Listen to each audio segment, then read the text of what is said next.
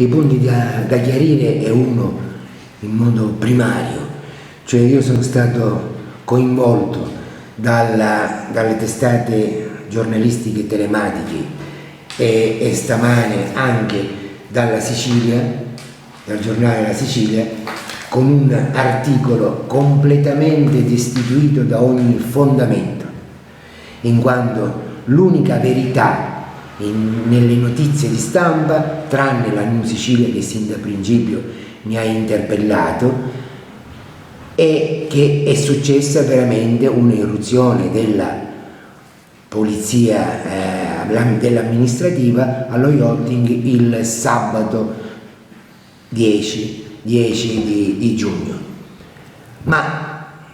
questo non vuol dire che ero coinvolto né in prima persona, né in quanto nella qualità di presidente, né tantomeno lo yachting, perché la cessione della serata era coperta da un solidissimo contratto di cessione che avveniva solo al condizio sine qua non che la società, la 74 SRL, che è la società che ha usufruito dei locali, fosse coperta da tutte le autorizzazioni e concessioni del caso, oltre la SIAE e quant'altro. E questo qui, la documentazione che mi è stata consegnata, che io ho qui, credevo che fosse esaustiva a tal proposito e quindi ho dato l'ok perché si svolgesse questa serata. Quando alle 11 è venuta l'amministrativa e ne sono stato particolarmente contento, come può testimoniare l'ispettore capo, ho chiesto se veramente questa documentazione fosse veritiera, cosa che invece sembra che ci siano parecchie falle in queste autorizzazioni che quindi non potevano effettuare la serata. Ma a me personalmente non è stato verbalizzato niente. Questa non è una versione di parte, perché proprio oggi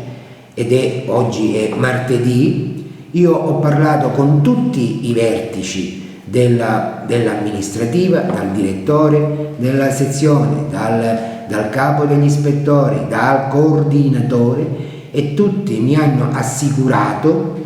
quindi non è una versione di parte, la assoluta estraneità da parte della persona, dottore Ballati in quanto presidente,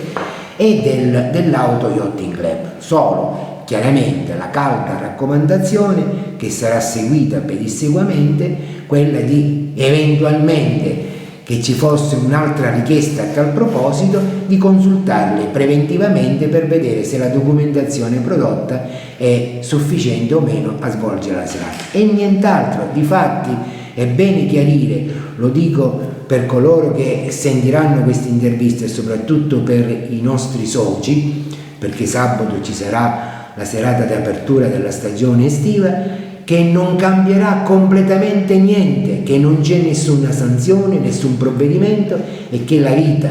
del club continua con la stessa intensità e vitalità.